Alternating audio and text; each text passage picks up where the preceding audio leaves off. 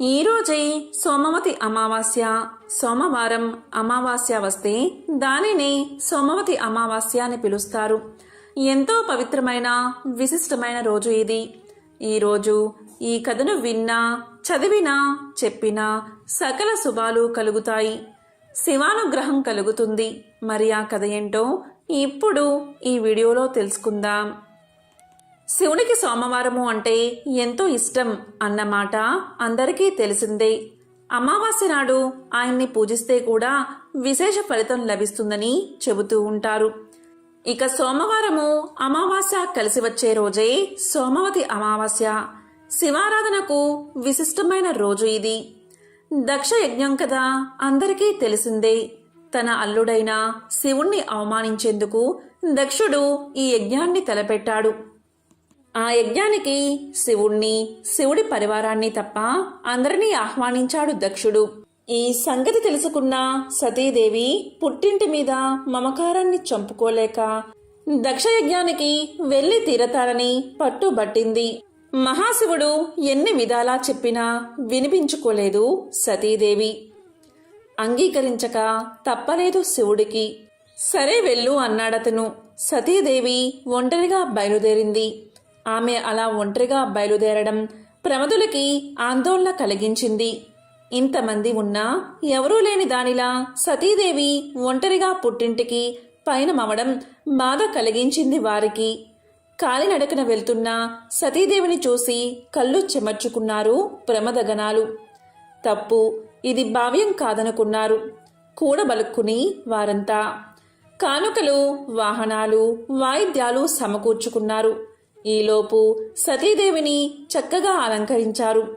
నంది వాహనంపై కూర్చోబెట్టారు. పదమ్మ అంటూ ఆమె వెంట తరలి వెళ్లారు. అంతా దక్షుని యజ్ఞవాటికకు చేరుకున్నారు. యజ్ఞం మహావైభవంగా జరుగుతోందక్కడ. సమస్త దేవతలు, మునులు కొలువుదీరి ఉన్నారు. అంతటా వేదఘోష వినవస్తుంది. చూసి పొంగిపోయింది సతీదేవి. యజ్ఞశాలలోకి ప్రవేశించింది. సతీదేవిని ఒక్కరూ కూడా వచ్చావా తల్లి అంటూ పలకరించలేదు.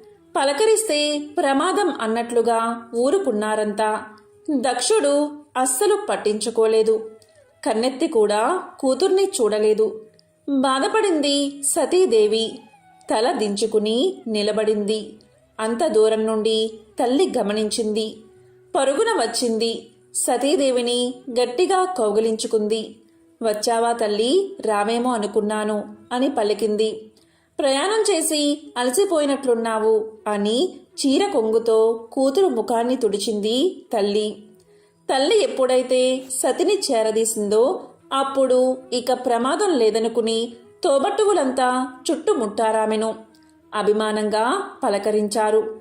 రా అంటూ సరసన కూర్చోబెట్టుకునేందుకు సిద్ధపడ్డారు. కూర్చోలేదు సతి. కళ్ళెర్రజేసుకుని నిలబడింది. తన తండ్రి చేసిన అవమానాన్ని తట్టుకోలేకపోయింది సతీదేవి. తోబట్టువులంతా కుటుంబ సమేతంగా వచ్చారు. వారందరినీ పేరు పేరునా పిలిచి తన భర్తని, తండ్రి పిలవకపోవడాన్ని భరించలేకపోయిందామె. మండుతున్న కళ్ళను ఒక్క క్షణం మూసుకుని తెరచింది. నిప్పు కణాల్లా, నెత్తురు చుక్కల్లా సతీదేవి కన్నీటి బొట్లు జలజల నేల రాలాయి. చూశారు అది ప్రమదులు. కోపోద్రిక్తులయ్యారు. దక్షుణ్ణి వధించేందుకు కత్తులు దూశారు. వారిని వారించింది సతీదేవి. తండ్రిని కోపంగా చూస్తూ ఇలా పలికింది. మదాంధుడివై నా భర్త శివుణ్ణి ద్వేషిస్తున్నావు. నీకిది మంచిది కాదు తండ్రి. సర్వేశ్వరుడు నా భర్త ఎక్కడా, అధమాధముడివి నువ్వెక్కడా? నా భర్తకు హవిర్భావం లేకుండా చేస్తావా? మమ్మల్ని అవమానిస్తావా? దీనికి ఇంత కింద అనుభవిస్తావు నువ్వు. నీ తనువున పుట్టిన పాపాన్ని నేను భరించలేను. నాకీ శరీరం వద్దు. ఇప్పుడే ఈ క్షణమే ఈ శరీరాన్ని వదిలి నేను పవిత్రురాలు అవుతాను అని అయోమయంగా ఆందోళనగా చూస్తున్న మునులను, దేవతలను కడగంట చూసి కుశలు పరిచింది సతీదేవి. వాటిపై ఉత్తర దిశగా కూర్చుంది. కళ్ళు మూసుకుంది. చిత్తం పరమశివుని అధీనం చేసి నవరంధ్రాలను బంధించింది. మహాయోగులకు కూడా సాధ్యం కాని యోగాన్ని ఆరంభించింది. పంచ ప్రాణాలను వాటి మూల స్థానాల్లోంచి కదిలించింది. దాంతో సమాధి స్థితిలో ఉన్న ఆమె శరీరం నుంచి మంటలు ఎగిసిపడ్డాయి. ఆ యోగాగ్నిలో సతీదేవి దహనమైపోయింది. ఆమె అలా దహనమైపోవడమేమిటి, ముల్లోకాల్లోనూ హాహాకారాలు చెలరేగాయి. భయంతో సమస్త భూతకోటి కంపించింది. దక్షుణ్ణి అంతా అసహ్యించుకున్నారు. ప్రమదులు మరింక ఆగలేదు. యజ్ఞ వాటికలో ఉన్న అందరినీ చంపేందుకు సిద్ధమయ్యారు. సతీదేవి మరణం గురించి విన్న శివుడు ఆగ్రహంతో ఉగ్గిపోయాడు. తన వెంట్రుకతో వీరభద్రుణ్ణి సృష్టించాడు. ప్రమదగణాలతో పాటుగా ఆ వీరభద్రుడు దక్షిణ మీదకు దాడి చేశాడు. అక్కడ యజ్ఞానికి వచ్చిన వారందరినీ చావ చితకబాదాడు. శివగణాల చేతిలో చావు దెబ్బలు తిన్నవారిలో చంద్రుడు కూడా ఉన్నాడు. చంద్రుడు సాక్షాత్తు శివునికి తోడల్లడు. అయినా శివుణ్ణి అవమానించే కార్యక్రమంలో పాల్గొన్నందుకు తగిన శాస్తిని అనుభవించాడు. నిలువెల్లా గాయాలతో నిండిన చంద్రుడు వాటి బాధలకు తాళలేకపోయాడు. తనకు ఉపశమనం కలిగించమంటూ వెళ్ళి ఆ పరమేశ్వరుని వేడుకున్నాడు చంద్రుడు. చంద్రుడి బాధను చూసిన బోలాశంకరుడి మనసు కరిగిపోయింది. రాబోయే సోమవారం నాడు అమావాస్య తిథి కూడా ఉన్నదని, ఆ రోజున కనుక తనకు అభిషేకం చేస్తే చంద్రుని ఆరోగ్యవంతుడవుతాడని అభయమిచ్చాడు. ఆ విధంగా శివుని సూచన మేరకు చంద్రుడు సోమవారం అమావాస్య కలిసిన రోజున శివుడికి అభిషేకం చేసి తన బాధల నుంచి విముక్తుడయ్యాడు. అప్పట్నుండి సోమవారం నాడు వచ్చే అమావాస్యని సోమవతి అమావాస్య అనే పేరుతో పిలవడం జరుగుతుంది. సోముడు అంటే చంద్రుడు అనే అర్థం ఉంది. ఆ చంద్రుణ్ణి ధరిస్తాడు కాబట్టి శివుడు కూడా సోమేశ్వరుడు అయ్యాడు. సోమవతి అమావాస్య రోజున శివునికి అభిషేకం చేస్తే విశేషమైన ఫలితం లభిస్తుందని పెద్దలు చెబుతారు. ఇందుకోసం తలారా స్నానం చేసి శివుణ్ణి పంచామృతాలతోనూ జలంతోనూ అభిషేకించమని సూచిస్తారు. ఇలా అభిషేకించిన శివుణ్ణి బిల్వ పత్రాలతో పూజించి శివ స్తోత్రాలతో కొలిస్తే సంపూర్ణ ఆయురారోగ్యాలు సిరి సంపదలు లభిస్తాయని నమ్మకం. ఈ సోమవతి అమావాస్య రోజు శివ పంచాక్షరి మంత్రం అంటే ఓం నమఃశివాయ అనే మంత్రంతో గడిపితే ఎన్నో విశేషమైన పుణ్య ఫలితాలు కలుగుతాయి. సోమవతి అమావాస్యకు సంబంధించిన ఒక విశిష్టమైన కథను ఇప్పుడు తెలుసుకుందాం. ఒకసారి అంపశయ్య మీద పడుకున్న భీష్మ పితామహుడికి ధర్మరాజు నమస్కారం చేసి ఇలా అడుగుతాడు. పితామహ, వ్రతాలలో గొప్పదైన వ్రతమేది, దాన్ని గురించి వివరించండి అని అడుగుతాడు. అప్పుడు భీష్ముడు, ధర్మరాజా, అమావాస్య సోమవారంతో కూడిన రోజు సోమవతి అమావాస్య ఎంతో పవిత్రమైనది. ఈ వ్రతం అన్నిటికంటే గొప్పది కాబట్టి ఆ వ్రతం గురించిన ఒక అద్భుతమైన కథను నీకు తెలియచేస్తాను. శ్రద్ధగా విను అంటూ భీష్ముడు ఇలా చెప్పడం మొదలుపెట్టాడు. ధర్మరాజా, పూర్వం కాంచి అనే పేరుగల ఒక పట్టణం ఉండేది. ఆ పట్టణం ఇంద్రుడి అమరావతి వలె ప్రకాశిస్తూ ఉండేది. ఆ పట్టణంలో రత్నసేనుడు అనే రాజు ఉండేవాడు. అతని రాజ్య పాలనలో దేవతలు, ప్రజలు కూడా ఎంతో సంతోషంగా ఉండేవారు. ఇలా ఉండగా ఆ నగరంలో దేవస్వామి అనే పేరుగల ఒక బ్రాహ్మణుడు ఉండేవాడు. ఆయన భార్య పేరు ధనవతి. ధనవతి మహాలక్ష్మి వలె ప్రకాశిస్తూ ఉండేది. ఆమెకు 7 కొడుకులు, అలాగే ఒక అందమైన కూతురు ఉండేది. ఈ విధంగా కొడుకులు, కోడళ్ళు, మనవళ్ళు, మనవరాలతో ఎంతో సంతోషంగా ఉండేవారు. ఇలా ఉండగా ఒకరోజు ఒక బ్రాహ్మణుడు భిక్ష కోసం వచ్చాడు. దేవస్వామి కుటుంబం వారంతా అతనికి ఆతిథ్యం ఇచ్చారు. భోజనం ముగిశాక అతను వెళ్లే ముందు దేవస్వామి యొక్క 7 కోడళ్లను సుమంగలిగా ఉండమని దీవించి దేవస్వామి యొక్క కూతురుని నిండు నూరేళ్లు జీవించు అని దీవించాడు. ఇది విన్న దేవస్వామి భార్య ధనవతి ఆ బ్రాహ్మణుణ్ణి, మీరు ఎందుకు నా కుమార్తెను అలా దీవించారు అని అడుగుతుంది. అప్పుడు ఆ బ్రాహ్మణుడు ఇలా సమాధానం చెప్తాడు. ఓ ధనవతి, నీ కుమార్తె గురించి చెప్తాను విను. నీ కుమార్తె వివాహ సమయంలో సప్తపది మధ్య ఆమె భర్త చనిపోతాడు.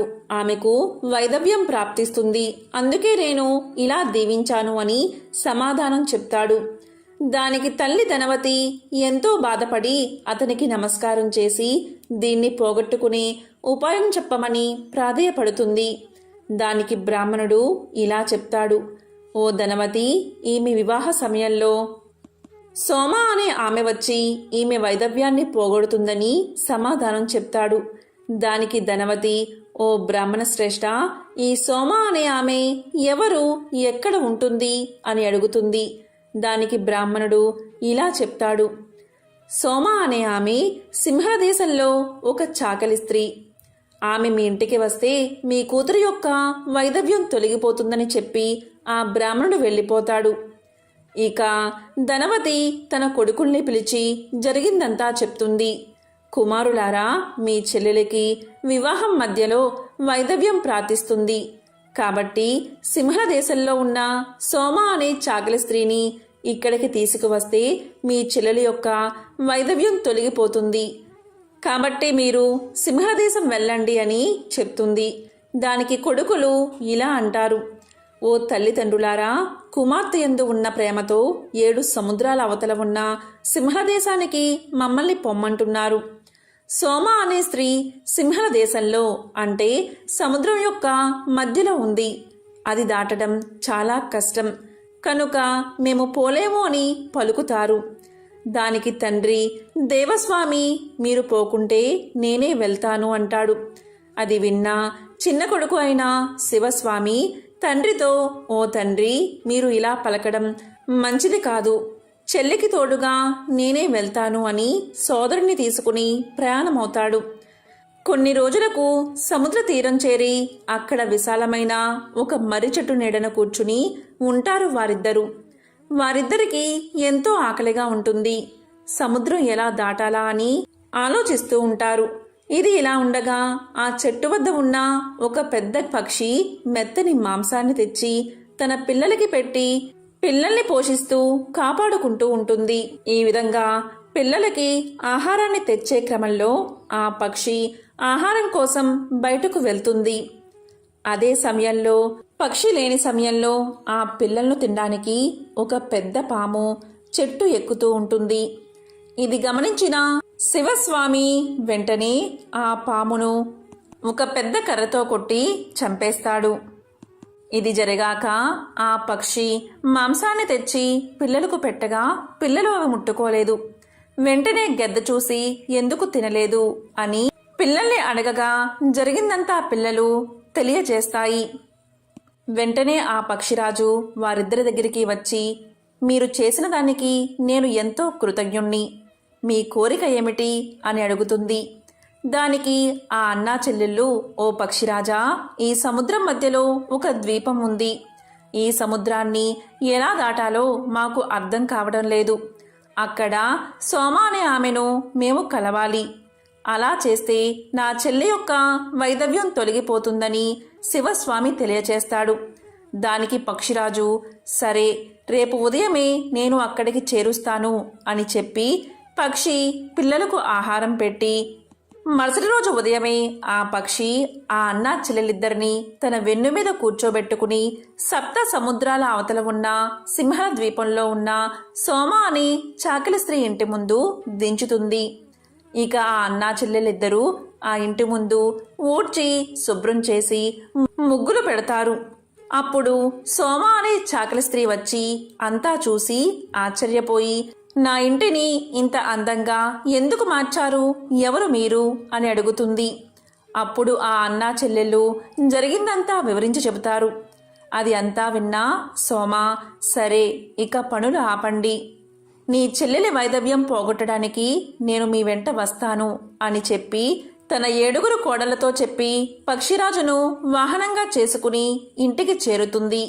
ఇక చిన్న కుమారుడైన శివస్వామి తన చెల్లెలికి తగిన వరుణ్ణి తేవడానికి వేరే దేశం పోయి ఉజ్జయిని నగరం చేరి అక్కడ ఉన్న దేవశర్మ కొడుకైన రుద్రశర్మ అనే పేరుగల ఒక వరుడికి 10,000 వరహాలు ఇచ్చి ఒక మంచి ముహూర్తంలో వివాహం జరుగుతూ ఉండగా సప్తపది సమయంలో రుద్రశర్మ ఉన్నవాడు ఉన్నట్లుగా మరణిస్తాడు.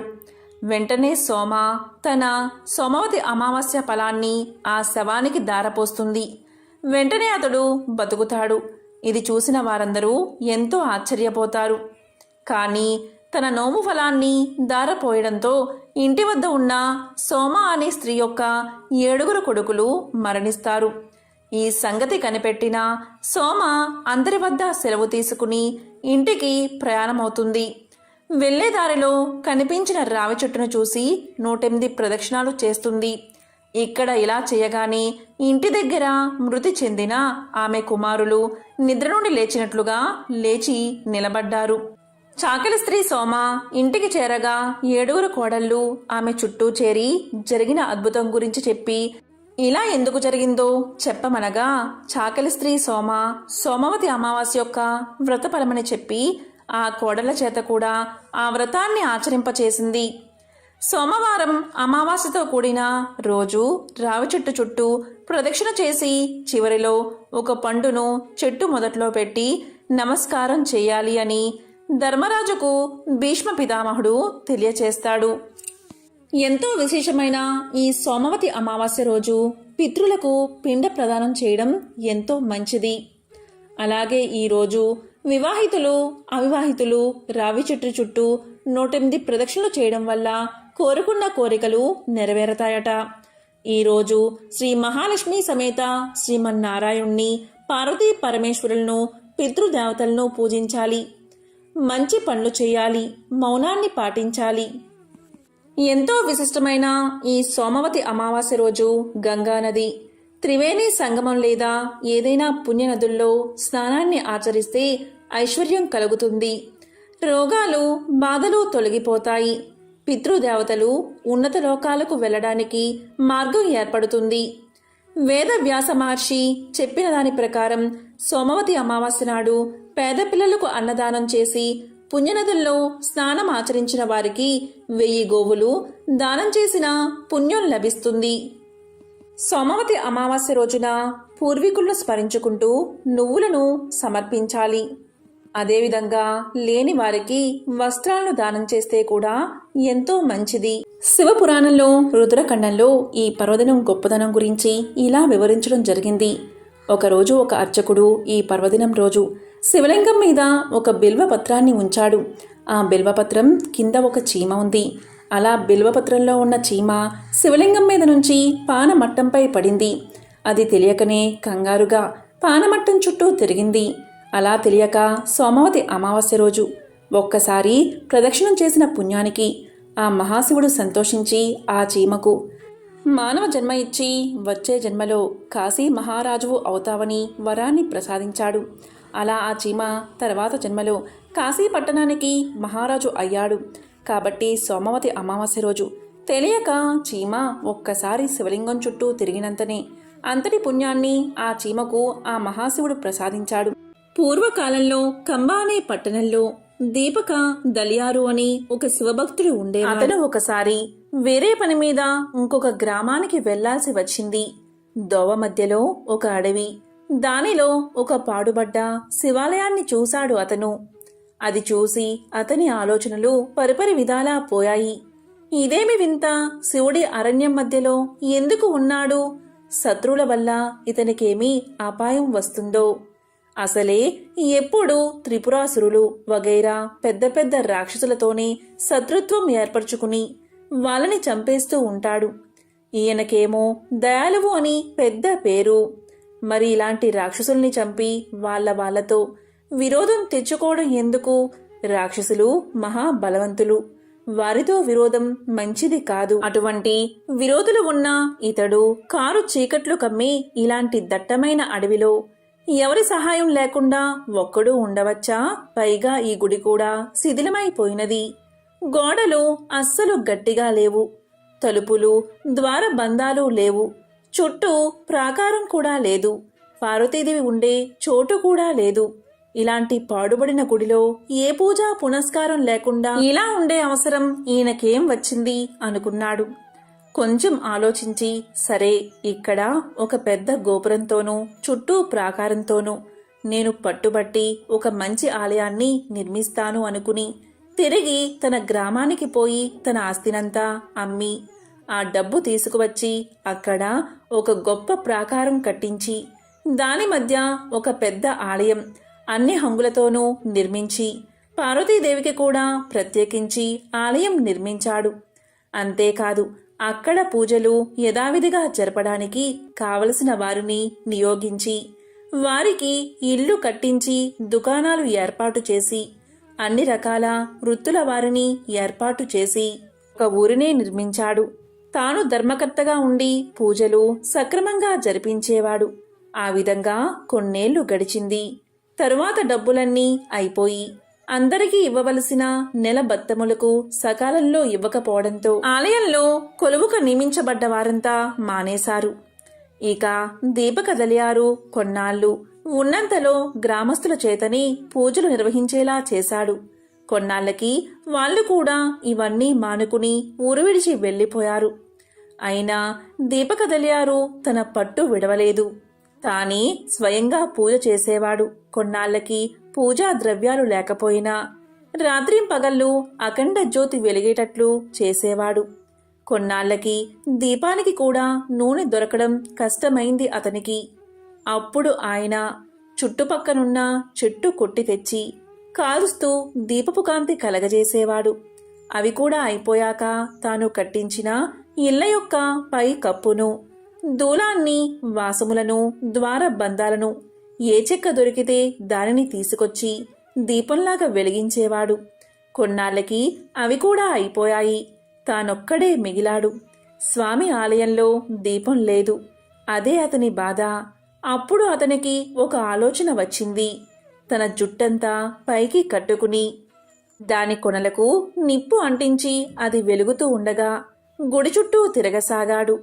వెంట్రుకలు కాలి తలలోని మెదడు అంటుకుని కాలుచుండి వెలుగుతూ ఉన్నా ఆయనకి తెలియక అలాగే తిరగసాగాడు. అప్పుడు ఆ మహాశివుడు ప్రత్యక్షమై ఇలా పలికాడు, నీ భక్తికి మెచ్చాను, వరం కోరుకో అని అనగా ఆ భక్తాగ్రేసరుడు ఇలా పలికాడు, ఓ మహాశివ, నాకే వరమూ అక్కర్లేదు. మనమీ అరణ్యంలో ఉండవద్దు. పద పోదాం. ఈ ఆలయంతో సహా కైలాసానికి వెళ్దామన్నాడు. అది విని ఆ మహాశివుడు తన భక్తుడి కోరిక తీర్చడానికి ఆ ఆలయంతో సహా అతన్ని కైలాసానికి తీసుకుపోయాడు. మహాశివుణ్ణి అంతగా ఆరాధించి ఆయన గురించే జీవించి చివరికి వరం కోరుకోమన్నా తన కోసం కాక ఆయన కోసమే అడిగిన దీపకదలియారు కథ వల్ల నిస్వార్థంగా భగవంతుణ్ణి సేవించిన వారికి దక్కని వరాలు ఉండవు అని తెలుస్తుంది. ఎంతో పవిత్రమైన విశేషమైన ఈ కథను విన్నవారికి జన్మజన్మల పాపాలు తొలగి కోటి జన్మల పుణ్యం వస్తుంది. సకల శుభాలు కలుగుతాయి. భగవంతుడి భక్తిలో అనేక విధాల తరించిన వారున్నారు. ప్రియుడిగా ప్రేమించిన వారు, భర్తగా పూజించిన వారు, బిడ్డగా ఆదరించిన వారు, స్నేహితుడిగా అంకితమైన వారు, ఇలా ఎన్నో రకాల భక్తుల గురించి మనకు తెలుసు. అయితే ఒక మహిళ మాతృమూర్తి అయి శివుణ్ణి లాలించిన కథ మీకు తెలుసా? ఆవిడ పేరే బిజ్జ మహాదేవమ్మ. ఆ కథ ఏంటో ఇప్పుడు తెలుసుకుందాం. బిజ్జ మహాదేవమ్మ శివుడికి పరమ భక్తురాలు. ఆవిడ ఆలోచనలు ఎప్పుడూ శివుడి చుట్టూతాని తిరుగుతూ ఉండేవి.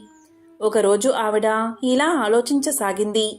శివుడికి భార్య ఉంది, పిల్లలు ఉన్నారు, పరిచరులందరూ ఉన్నారు. కాని తల్లి లేకపోవడానికి కారణం ఏమిటో? తల్లి లేకుండా ఇతను ఎలా పుట్టి ఉంటాడో? లోకంలో అందరూ జన్మించడానికి కారణం తల్లే కదా. అంటే తల్లి ఇతనికి ఉన్నట్లు కనబడదేమిటి? తల్లే ఉంటే ఇతనికి ఇన్ని పాటలు వచ్చేవా? తల్లే ఉంటే ఇతన్ని బిచ్చమెత్తనిచ్చేదా? తానే ఏదో విధంగా బిడ్డను సాకేది కదా.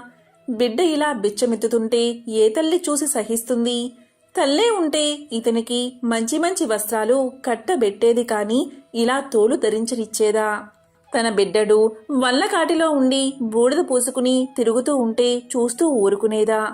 పైగా విషం తాగేటప్పుడు అడ్డుపడకుండా ఉంటుందా? పాపం, ఇతనికి ముందు తల్లి ఉండి తర్వాత గతించి ఉండవచ్చు. ఆవిడ తల్లి హృదయం ఇంకా చాలా ఆక్రోశించింది. అయ్యో, లోకంలో ఇంతమంది తల్లులు ఉన్నారు కదా, ఎవరైనా ఇతన్ని తమ బిడ్డగా భావించి చేరదీసి మంచి చెడు చెప్పొచ్చు కదా, ఇలాంటి పనులు చేయకుండా ఆపొచ్చు కదా అని అనుకుని, పోనీ ఇవాల్టి నుంచి ఎవరు చూసినా చూడకపోయినా నేను శివయ్యను నా బిడ్డగా చూసుకుంటాను అని నిశ్చయించుకుంది బిజ్జ మహాదేవమ్మ. శిశు పరిణామం గల ఒక శివలింగాన్ని తీసుకువచ్చి ఆ లింగంతో ఇలా పలికింది, నాయనా, ఇక నుంచి నువ్వు నా బిడ్డవు. నిన్ను ఇప్పుడే కన్నాను. ఇక నుంచి నా కన్నబిడ్డలా అత్యంత ప్రేమతో నిన్ను పెంచుకుంటాను అని ముద్దాడింది. ఆవిడ ఆ చిన్న లింగానికి పిల్లలకు చేసే సకల ఉపచారాలు, స్నానం చేయించడం, పాలు తాగించడం, నిద్రపుచ్చడం అన్నీ చేసింది. పాకే వయసు వచ్చినప్పుడు నా తండ్రి పాకుతున్నాడని ఆ లింగాన్ని ఎత్తుకుని మోకాళ్ళకి చేతులకి అంటుకున్న మట్టిని తుడిచేది. 5 సంవత్సరాల బాలుడయ్యే వరకు ఆ శివుడు కూడా చూడండి, భక్తురాలి ముచ్చట తీర్చడానికి ఆవిడ కొడుకులాగే ఆవిడ చేసే ఉపచారాలన్నీ స్వీకరించాడు. ఒకసారి ఆ ముక్కంటి ఆ భక్తురాలికి మోక్షం ఇవ్వాలి అనుకుని ఆవిడని పరీక్షించడానికి ఒళ్ళో ఉన్నవాడు అలాగే కళ్ళు మూసుకుని స్పృహ లేనట్లు పడుకున్నాడు. దాంతో ఆ తల్లి హృదయం తల్లడిల్లింది. అయ్యో బిడ్డా, నీకీ రోగం ఎక్కడ్నుంచి దాపరించింది? నేను పోయి నువ్వున్నా బాగుండేది. నిన్ను విడిచి నేను ఎలా ఉండగలను? కళ్ళు తెరిచి నన్ను చూడవేమి? ఒళ్ళు చల్లగానే ఉంది, నాడి బాగానే కొట్టుకుంటుంది. మరి ఈ మాయారోగం ఎక్కడ్నుంచి వచ్చింది? ఏ క్షణంలో ఊపిరిపోతుందో అన్నట్లు ఉంది పిల్లాడి పరిస్థితి అని పరిపరి విధాలా వాపోయింది. నువ్వు లేకుండా నేను బతకలేను. నీకేమైనా అవడానికి ముందే నేను ప్రాణాలు వదిలేస్తాను అని ఉరివేసుకోబోయింది. ఇంతలో పరమేశ్వరుడు తన పరివారంతో ప్రత్యక్షమై ఇలా పలికాడు, అవ్వా, నిన్ను ఉద్ధరించడానికి నేను ప్రత్యక్షం అయ్యాను.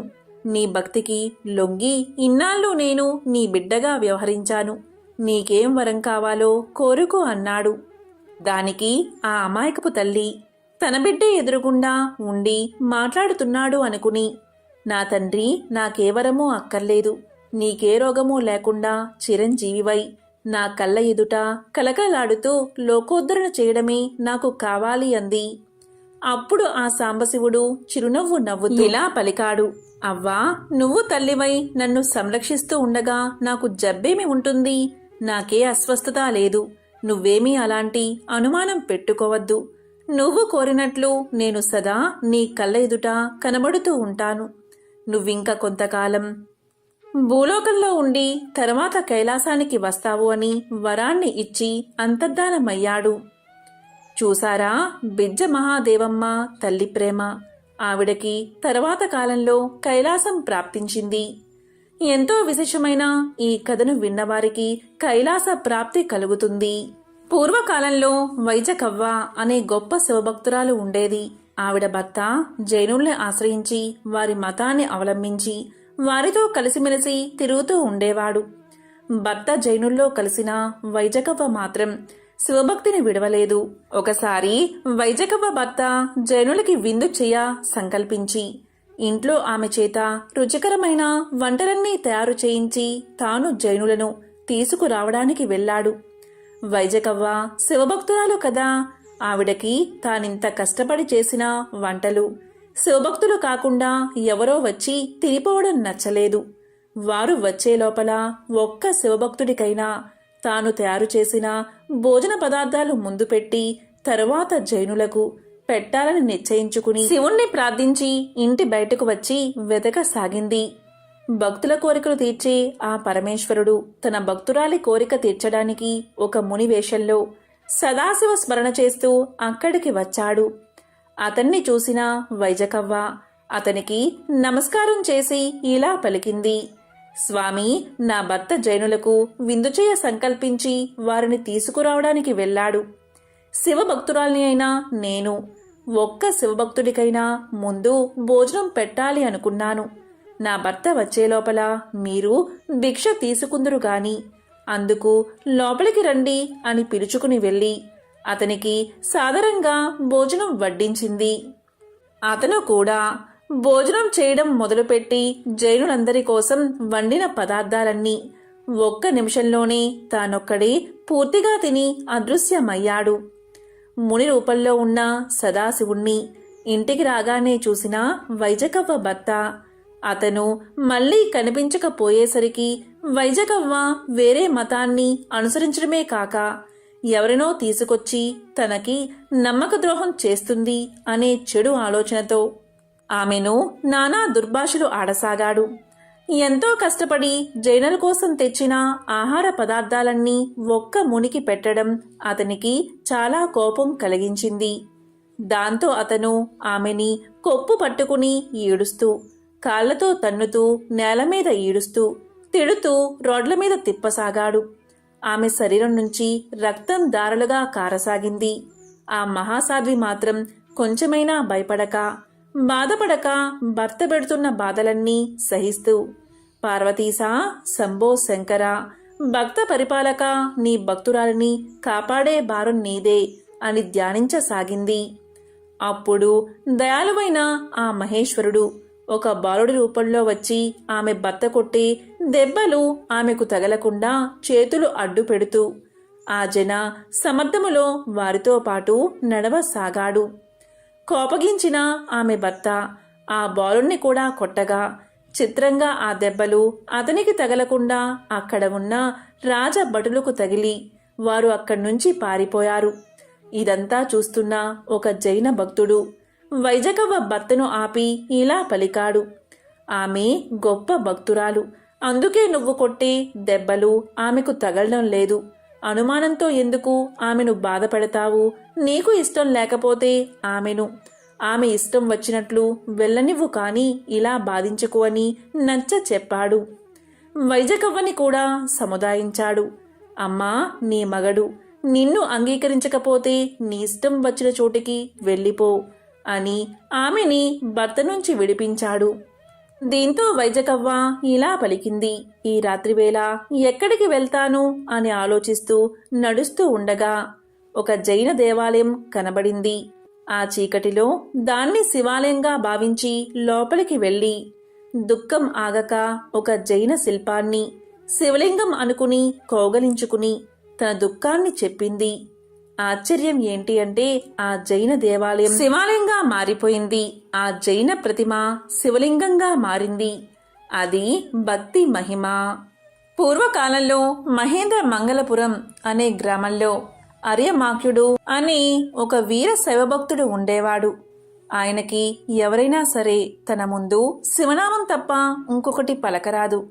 అలా పలికిన వారి శిరస్సు ఖండిస్తాను అనే భీకర వ్రతం ఆయనకి ఒకటి ఉంది. ఒకసారి వారి ఇంటికి ఒక బ్రాహ్మణ భిక్షువు శివనామ ఉచ్చరణ చేస్తూ భిక్షకి వచ్చాడు. ఈయన కూడా భిక్ష తీసుకువెళ్లి భిక్షకుడి జోలెలో వేస్తూ ఉండగా పొరపాటున కొంత అన్నం కింద పడింది. వెంటనే ఆ భిక్షకుడి నోటి నుంచి వేరే దైవం పేరు వచ్చింది. దానికి భక్తుడు కోపగించి తన వ్రత నియమానుసారం అక్కడ దొరికిన ఒక తెడ్డుతో ఆ భిక్షకుని పొట్టలో పొడవగా అతను చనిపోయాడు. అది చూసిన వారంతా ఇతనికి ఇంత అతిశయమా? భిక్షకి వచ్చిన బ్రాహ్మణుణ్ణి చంపుతాడా? దీనికి తగిన శిక్ష పడవలసిందే అని రాజుగారికి ఫిర్యాదు చేశారు. రాజు కూడా అతన్ని పిలిచి విచారించాడు. దానికి అతను ఇలా పలికాడు. రాజా, నేనెందుకు అలా చేశానో ఆ శివుడికే తెలుసు, కాని మీకు తెలియదని చెప్పాడు. దీంతో రాజు కోపగించి ఆ చచ్చిన బ్రాహ్మడితో పాటు ఇతన్ని కూడా చంపమని భటుల్ని ఆజ్ఞాపించాడు. దీంతో రాజభటులు అరిమాఖ్యుణ్ణి చంపడానికి తీసుకుని వెళ్తూ ఉండగా అరిమాఖ్యుడు, నన్ను చంపడానికి ఆ ఈశ్వరుడే కర్తగాని మీరు చంపగలరా? నేను మీ చేతిలో చచ్చేవాడినా అని పలుకుతూ దోవలో కనపడిన ఒక శివాలయంలోకి వెళ్ళిపోయి శివుణ్ణి పరిపరి విధాలా ప్రార్థించసాగాడు. శివా, నీ వీరశైవ మతస్థుడను నేను. నా శబదము భంగం కాకుండా అన్య దైవాన్ని స్మరించిన అతన్ని బ్రాహ్మణుణ్ణి నేను అనుమానం కూడా లేకుండా చంపి నా వ్రతపాలనం చేసుకున్నాను. ఈ బ్రాహ్మణులంతా నేను చేసింది అపరాధమని నన్ను చంపడానికి వస్తున్నారు. నువ్వే నన్ను కాపాడాలి, నువ్వే శరణు అని ప్రార్థిస్తూ ఉండగా శివుడి ఉదరము విచ్చుకుని శివుడి పలుకులు వినిపించాయి. మహాశివుడు ఇలా పలికాడు.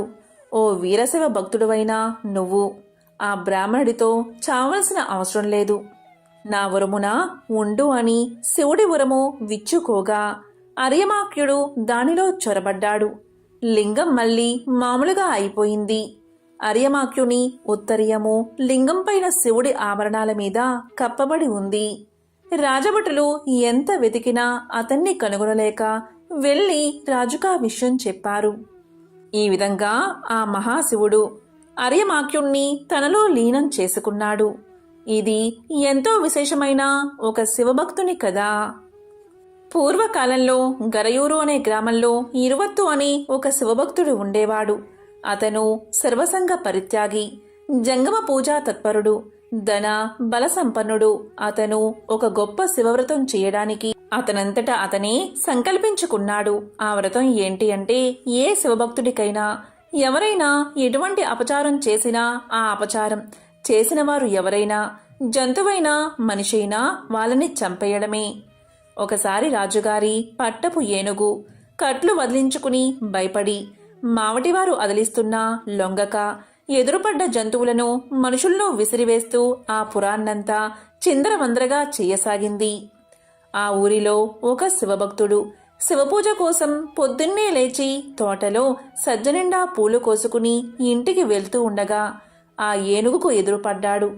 ఆ ఏనుగు అతన్ని తన తొండంతో ఎత్తి తన దంతాల మధ్య వేలాడునట్లు వేసుకుంది. ఆ ఏనుగు దంతమొకటి గుచ్చుకుని అతనికి విపరీతంగా రక్తం కారి ప్రాణావసాన సమయంలో శంభో శంకర మృత్యుంజయ, మృత్యుముఖాన ఉన్నా నన్ను ఉద్ధరించు అని దీనంగా వేడుకున్నాడు. ఆ రోదన విన్నా ఇరువత్తు ఎవరో భక్తుడికి ఏదో ఆపద వచ్చినట్టుంది, వెళ్ళి చూద్దామని బయటకు వచ్చి చూశాడు.